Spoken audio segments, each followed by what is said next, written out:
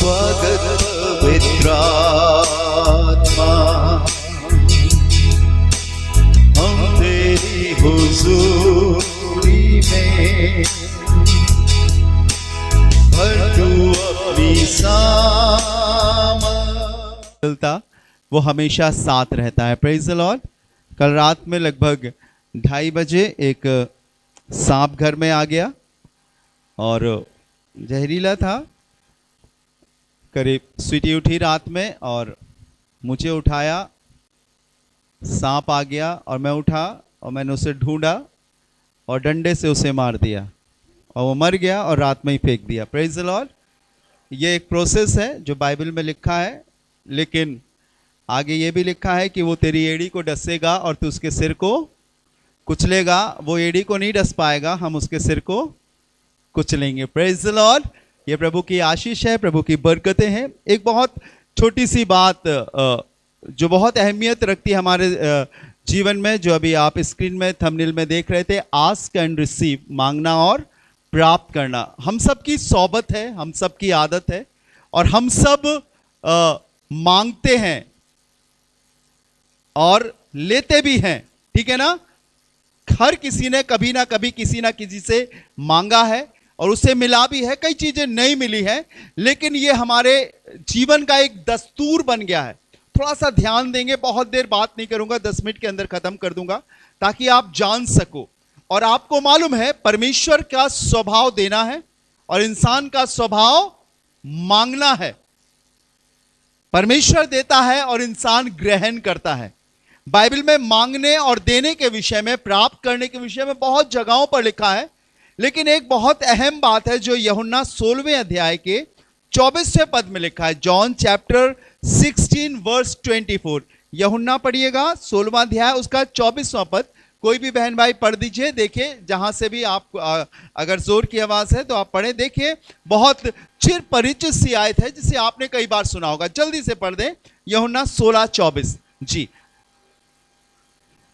अब तक तुमने मेरे नाम से कुछ नहीं मांगा। अगर ये सवाल आपसे कहा जाए और खुदावंद आपसे कहे कि तुमने मेरे नाम से कुछ नहीं मांगा, तो आप ये कहोगे नहीं प्रभु, हमने तो बहुत चीजें मांगी। लेकिन यहां पर एक नाम जुड़ा है, यीशु नाम, कि अब तक तुमने मेरे नाम से कुछ नहीं मांगा। आगे, मांगो तो पाओगे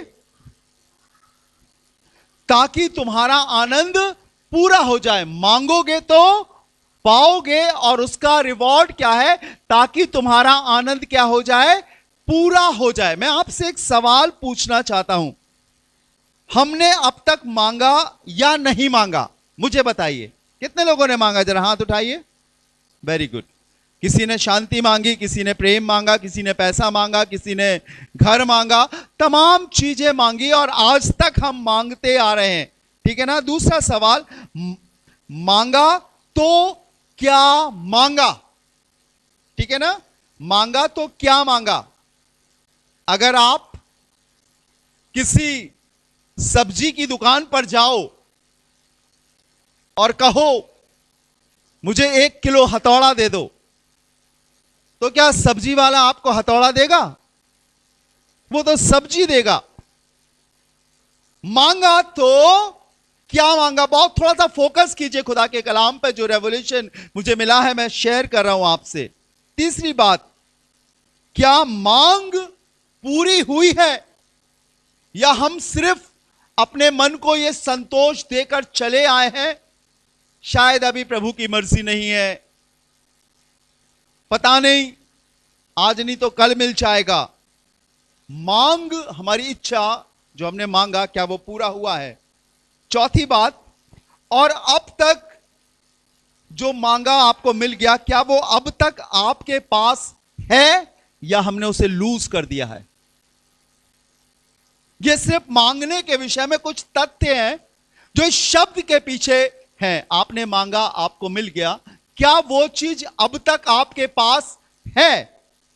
अगली बात, या फिर वो आपके पास नहीं है। हम भ्रम में जी रहे हैं कि हमें लग तो रहा है कि वो है, पर हकीकत में वो हमारे पास नहीं है, क्योंकि जो चीज वो हमें दे रहा है मैं आपसे बोलूं, आपने आइसक्रीम मांगी, तो आप अपने पास आइसक्रीम कितनी देर तक रख सकते हो? जब तक वो घुलेगी नहीं। लेकिन आपको मालूम है कि वो घुल जाएगी। आपने कभी आइसक्रीम की ब्रिक खरीदी हो या कैन खरीदा हो, तो हम लोग रख देते हैं और जैसे हमें मौका मिलता है हम खाते हैं। थोड़ी सी भूमिका बांध रहा हूं ताकि आप खुदा को समझ सकें, कलाम को समझ सकें। अगर आपने मांगा है तो वो आपके पास है या नहीं है। आइसक्रीम का एक टाइम पीरियड है कि जब तक वो हवा में रहेगी वो घुलती जाएगी, लेकिन फ्रिज में रख दो तो वो थोड़ा और लंबे समय तक चलेगी। जो आपने मांगा है, क्या आप उससे संतुष्ट हो, तृप्त हो, संतुष्ट हो, या अभी भी आपके अंदर यह इच्छा है कि आप और मांगो और मांगो और मांगो? अगला सवाल,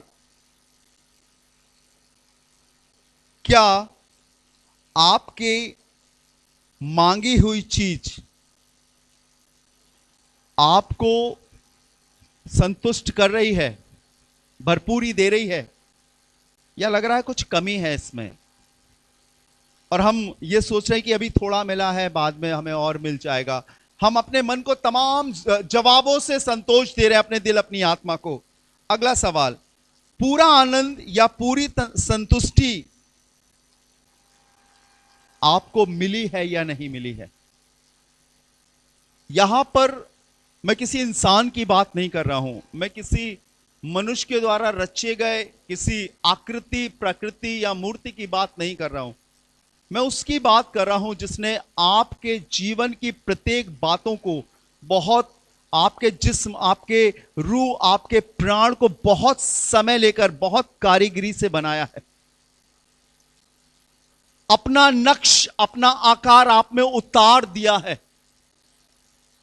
सब चीजें उसने आपके लिए बहुत आराम से, आप ये ना सोचे कि छठवें दिन अगर मनुष्य बना तो 24 घंटे में उसने मनुष्य को बना दिया। नहीं, बहुत दिन लगे हैं। बाइबल के अनुसार एक दिन 1000 वर्षों के बराबर और 1000 वर्ष एक दिन के बराबर हैं। एक दिन शायद हमारे हिसाब से या हमारे घंटों के हिसाब से आंख बनाई हो, नाक बनाई हो। उसने सारी धमनियां, सारी नसें, एक भी चीज बोलकर नहीं बनाई। याद रखिएगा, 5 दिन तक उसने सृष्टि की संरचना बोलकर करी, लेकिन छठवें दिन उसने छूकर, टच करके अपने स्वरूप में, अपनी सीरत में मनुष्य को बनाया। और आज मैं उसी परमेश्वर की बात कर रहा हूं। क्या आपको मालूम है किससे आप क्या मांग रहे हो? क्या आपको मालूम है आप परमेश्वर से क्या मांग रहे हो? या हम वही चीज मांग रहे हैं जो दुनिया के लोग चौराहे पर और भीड़ में खड़े होकर मांग रहे हैं? यह हमें मालूम होना चाहिए कि हम क्या मांग रहे हैं। या हमने आज मांगा और मांग के हम भूल गए कि हमने क्या मांगा था, और हमें जब मिल गया तो हम बहुत जय जयकार करने लगे और हम भूल गए कि परमेश्वर ने हमारे लिए यह समय नियुक्त किया था कि मैं उसको यह चीज दूं। और हम सिर्फ यह बोलकर टाल गए कि हमने सिर्फ आशीष मांगी थी और प्रभु ने हमें दे दी। अगला सुनिएगा, क्या आप यीशु नाम को जानते हैं? यह कुछ शब्दों का नाम नहीं है। यह नाम वो नाम है जिसके विषय में सारी कायनात, सारी सृष्टि, दुनिया के प्रतिष्ठित, ज्ञानवान, वरन सारे ग्रंथ इस बात को भी कहते हैं कि सिर्फ एक ही नाम है और वो नाम है यीशु नाम, जिसके लिए अभी हम गा रहे थे। क्या आप यीशु नाम को जानते हैं? अगर जानते हैं तो क्या उसे देवी देवता भगवान का रूप देते हैं? सारी सृष्टि उसी में समाई है और उसकी मर्जी के बिना पत्ता भी नहीं हिलता। हमरे और आपको यह जानना जरूरी है, बहुत इंपॉर्टेंट है। और 10वीं चीज जो अंतिम है वो ये है, क्या आप जानते हैं कि प्रभु यीशु मसीह परमेश्वर है? फिलिपुस ने उससे कहा, हमें पिता को दिखा। तब यीशु ने कहा, मैं इतने दिन तुम्हारे बीच में रहा, क्या तुमने मुझे नहीं देखा? जिसने मुझे देखा उसने मेरे भेजने वाले को देखा। अब तक तुमने मेरे नाम से कुछ नहीं मांगा, मांगोगे तो पाओगे, ताकि तुम्हारा आनंद पूरा हो जाए। एक ऐसा सेटिस्फैक्शन, एक ऐसा आनंद जिसके बाद आपको मांगने की कभी कोई जरूरत नहीं पड़ेगी। वो चीज प्रभु देना चाहता है, एक संतुष्टि वाला जीवन। और वो चीज जिस चीज में समावित होती है, हम कभी उधर तक नहीं जाते। हमारा मन, हमारा ध्यान अक्सर उन चीजों की ओर जाता है जो शरीर को तृप्ति देती हैं, लेकिन उस ओर नहीं जाता जो हमारी आत्मा को तृप्ति दे। और अगर आपकी आत्मा तृप्त हो गई, संतुष्ट हो गई, तो मैं आपको बताऊं, आपका शरीर भी संतुष्ट हो जाएगा। लिखा है, आत्मा से शरीर की क्रियाओं को मारो, उसे वश में करो।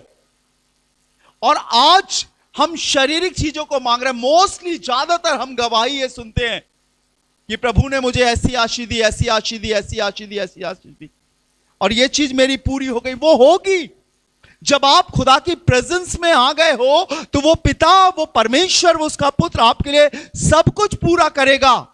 समय दर समय सब कुछ पूरा करेगा। आपको मांगना नहीं है, आपको वो चीज मांगना है जो आपको संतुष्ट कर सकती है। और आप उससे दूर हो, बहुत दूर हो। क्या आपने कभी अपने जीवन में ये फील किया, एहसास किया कि मैंने ये चीज मांगी भी नहीं थी, फिर भी मुझे मिल गई? एहसास किया क्या कभी? बताइए मुझे, एहसास किया? हां, उस जगह पर आपको आना है कि आपको बोलना ना पड़े और वो आपके लिए सब कुछ मुहैया कर दे। Praise the Lord. ये आयत जो बता रही है, यीशु मसीह ने कहा, अब तक तुमने मेरे नाम से कुछ नहीं मांगा। मांगा है लोगों ने, लेकिन वो चीज नहीं मांगी जो खुदा देना चाहता है। वो चीज नहीं मांगी जो उसके पास रखी हुई है और जो वो तैयार है देने के लिए।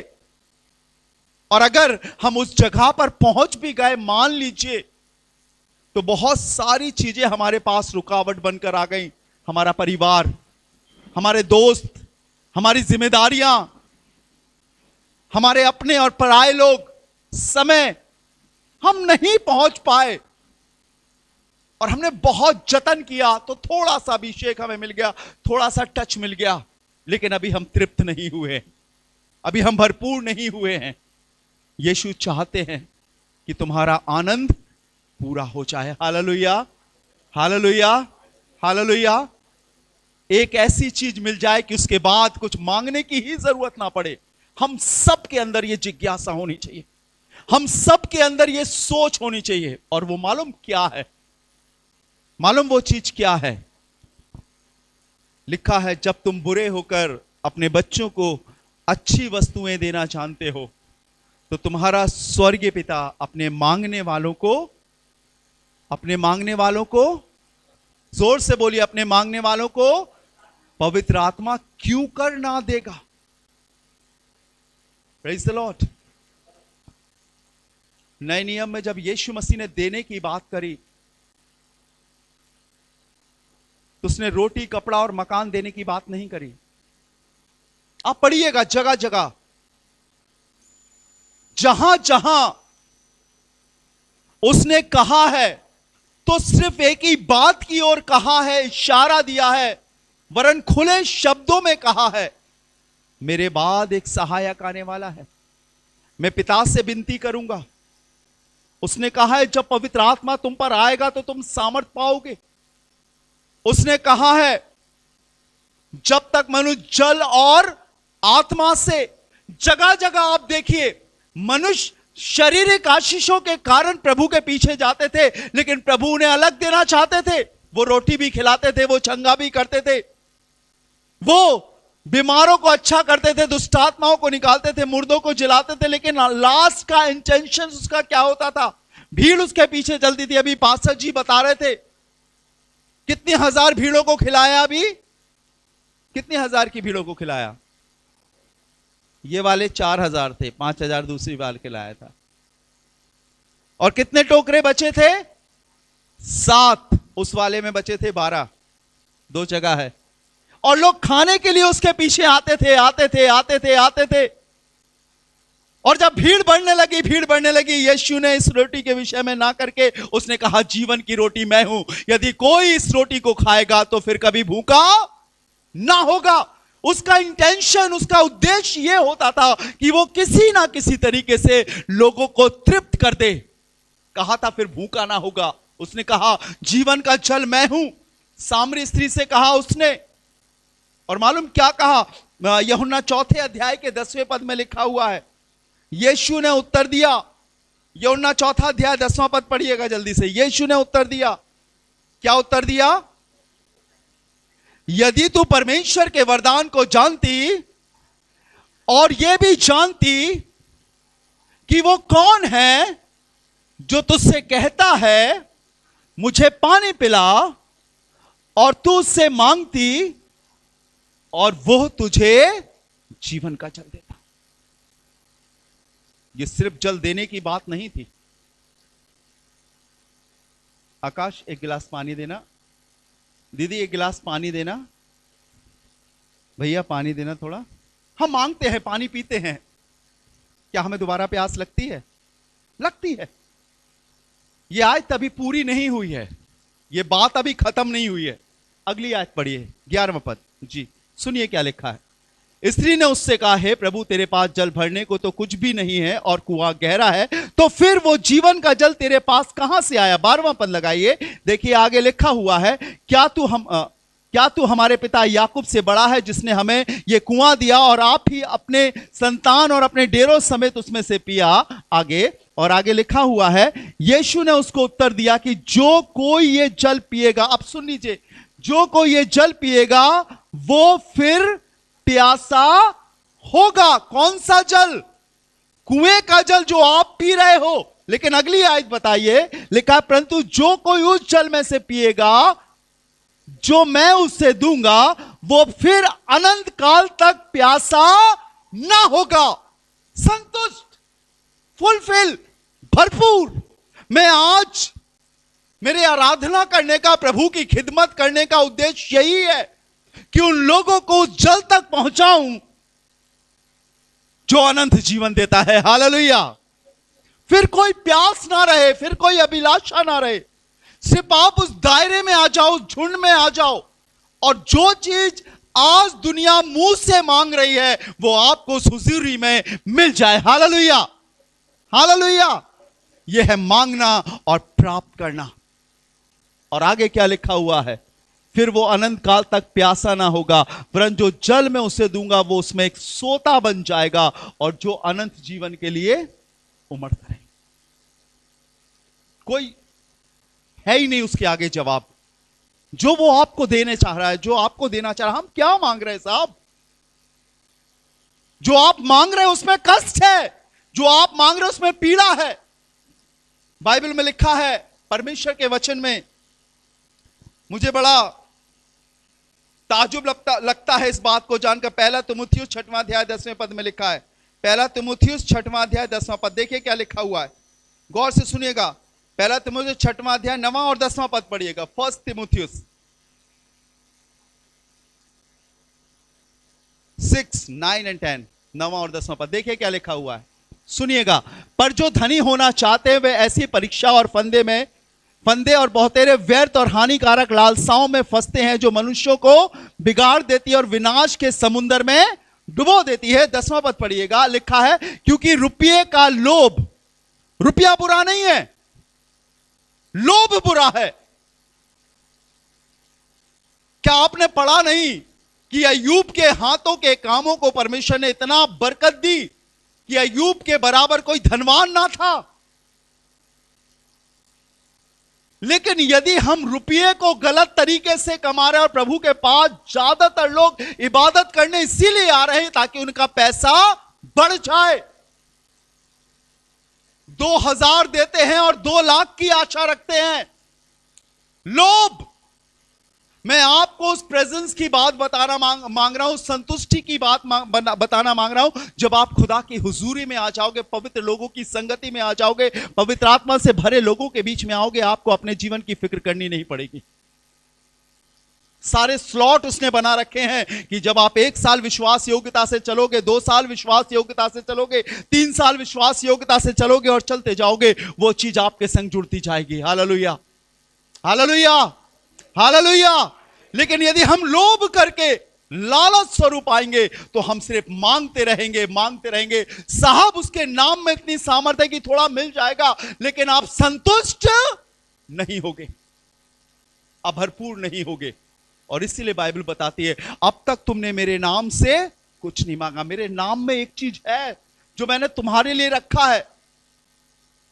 तुमने खुदा खुदा और प्रभु प्रभु करके अपने लिए बहुत चीजें मांगी हैं, लेकिन मेरे नाम के पीछे एक चीज छिपी है और लिखा है, मैं पिता से विनती करूंगा, वो तुम्हें देगा। हालेलुया, समझ रहे हैं ना आप, जान रहे हैं ना आप। आओ उसकी हुजूरी में, कुछ नहीं मांगना पड़ेगा, अपने आप चंगे हो जाओगे। साहब बीमारी वहां जाएगी गेट के बाहर, और वो शिफा आपके संग जीवन भर बनी रहेगी। ऐसा नहीं कि आप दरवाजे के बाहर निकलो तो दुष्ट आत्मा फिर चिपक जाएगी, कभी नहीं छुएगी आपको। आपकी हुजूरी में लिखा है, मैं अपने फरिश्तों को तुम्हारे निमित्त आज्ञा दूंगा कि वो तुम्हारी रक्षा करेंगे, ना तो दिन को धूप से और ना रात को चांदनी से। सांप आ गया, मौसम था, उठे, डंडा उठाया और मार दिया, खत्म बात। ये थोड़े, अरे सांप आ गया था, सांप आ गया था, सांप। भाई साहब, मेरे खुदा ने लिखा है बाइबल में कि तू उसके सिर को खुचलेगा, वो आएगा और मैं मारूंगा। हालेलुया। ये गरीबी, ये फाका कशी, ये दुनिया की चीजें आपके लिए नहीं है, ये दुनिया के लोगों के लिए है, ताकि आप खड़े हो, कलीसिया खड़ी हो और गवाही दे कि मेरे खुदा की हुजूरी में मुझे सब कुछ मिलता है। हालेलुया। दौलत की कमी देखकर मत कहो कि खुदा चला गया, नहीं, खुदा वही है।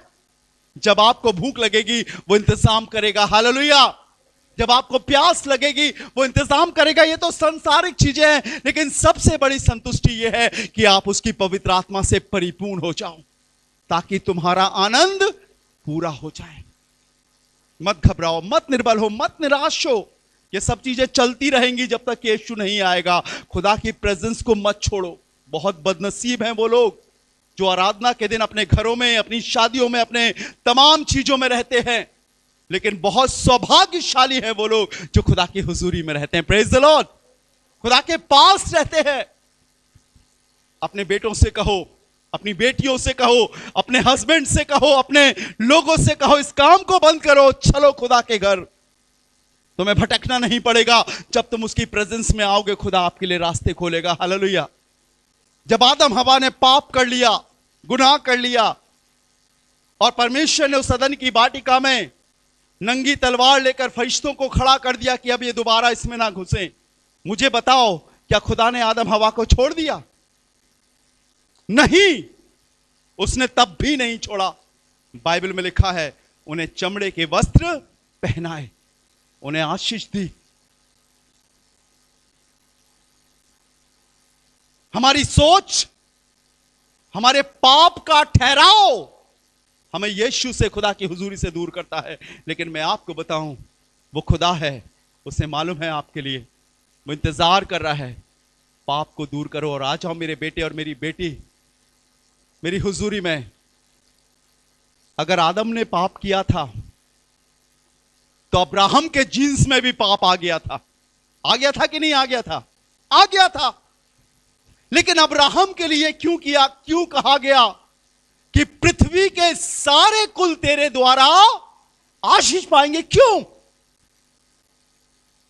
वो श्राप अब्राहम तक आते आते खुदा ने खत्म कर दिया था। Hallelujah, hallelujah. और वो इसलिए ताकि मैं और आप जो अन्य जाति से प्रभु के पास आए हैं, हमारा पिता इब्राहिम विश्वासियों का पिता कहलाने वाला हो सके।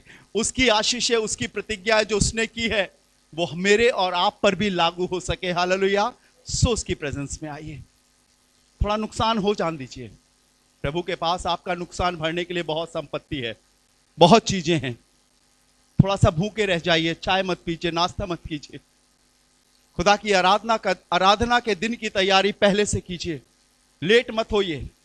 बाइबल में लिखा है जो खुदा का काम आलस से करता है वो श्रापित है। यिर्मयाह नबी की किताब में लिखा है, अपने आप को फुर्तीला बनाइए परमेश्वर के प्रति, एक ललक, एक अभिलाषा रखिए कि प्रभु के घर में जाऊंगा, मैं उस भीड़ में शामिल हो जाऊंगा, उस प्रभाव में, उस आत्मा के प्रभाव में शामिल हो जाऊंगा। आपके अपने आप सारे काम होने लगेंगे। आप सिर्फ खुदा की हुजूरी को ग्रहण करते जाइए, आते जाइए, आते जाइए, आते जाइए। प्रभु आपके जीवन में काम करेगा। हालेलुया। प्रभु आपके अंदर से सामर्थ को प्रकट करना शुरू कर देगा। जब 40 दिन और 40 रात मूसा सीने नाम पर्वत पर परमेश्वर के सामने उस जलती हुई झाड़ी के बीच में था, तो मैं आपको बताना चाहता हूं, बाइबल बताती है उसके चेहरे से वो किरणें निकल रही थी, वो प्रभाव, वो प्रकाश निकल रहा था। जब आप खुदा की हुजूरी को समझने लगोगे, दुश्मन बैरी छू भी नहीं पाएगा आपको। आप जाओगे और वो भागेगा, आप जाओगे और वो भागेगा। हालेलुया। अब तक तुमने मेरे नाम से कुछ नहीं मांगा, मांगोगे तो पाओगे, ताकि तुम्हारा आनंद पूरा हो जाए। अब उससे मत मांगना ज्यादा, उससे एक ही चीज मांगना, खुदा तेरी हुजूरी चाहिए, खुदा तेरी उपस्थिति चाहिए, मैं तेरे संग जीना चाहता हूं। हालेलुया। गुस्सा आए थोड़ी देर करना, सुबह करना, शाम को भूल जाना। थोड़ा सा लगे कि ये ठीक नहीं है, थोड़ी देर के बाद सोचना, क्या यीशु तू यहां पर होता तो क्या कहता, इसको किनारे कर देना, बड़ा मजा आएगा। धीरे धीरे धीरे धीरे धीरे धीरे आप उसके वचन के मार्ग पर चलने लगोगे। धीरे धीरे आपके अंदर पवित्रता आने लगेगी। धीरे धीरे आप संतुष्ट होने लगोगे और दुनिया की बातें आपको बिल्कुल फानी लगेंगी, हवाई लगेंगी कि अरे ये बेकार है, और प्रभु आपको अपनी सामर्थ से भरेगा। Hallelujah, hallelujah. आइए अपनी आंखों को बंद करें, दुआ करें। प्यारे खुदावंद, हम आपका शुक्र करते हैं इस अच्छे समय के लिए। सुनने वालों को बरकत दे, सिखा और बता, और हमारे जीवन में ये बात डाल कि हमारे लिए आपकी उपस्थिति कितनी ज़रूरी है। आप आसमान से ज़मीन पर, मूसा के तंबू में, दाऊद के तंबू में, यरूशलेम भवन में, बैतसदा के औसारे में, वरन शारीरिक रूप में यीशु के साथ, और आज पवित्र आत्मा की सामर्थ में आप हमारे संग डेरा करना चाहते हैं। तूने तो हमारी देह को अपना घर तक बनाने के लिए कह दिया। अब हम चाहते हैं आप हम में आए और बसें और चले फिरे। तेरे लोगों को बरकत दे। सारा आदर महिमा आपको देते हैं, खुदावन यीशु मसीह के नाम से मांगते हैं, आमीन। Praise the Lord, hallelujah.